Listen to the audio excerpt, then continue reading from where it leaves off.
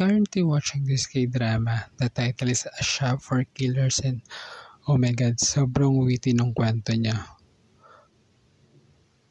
So basically, yung kwento tungkol kay Jian, wherein she's trying to unveil the reasons why his uncle died and yung iba't ibang sekreto na meron siya, while also fighting dun sa mga assassinators na balak siyang patayin.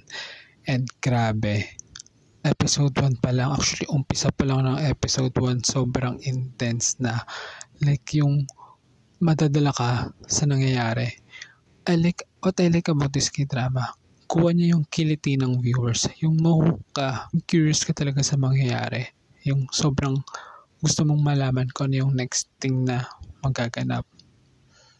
Medyo nabitin lang ako sa role ni Lee Dong-wook dito, given na siya yung bida. But yeah, I guess dahil patay nga yung role niya rito, puro flashback siya. Anyway, done watching first 2 episodes, sobrang ganda.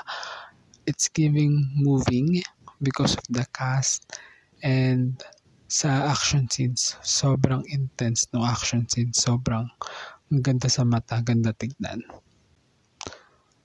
8 episodes lang to, and ngayon pa lang, this is definitely a must watch. Sobrang daming dapat i-unveil, so many mysteries, totally hooked me, and this is probably one of the best K-drama this year. Ngayon pa lang na-feel ko na.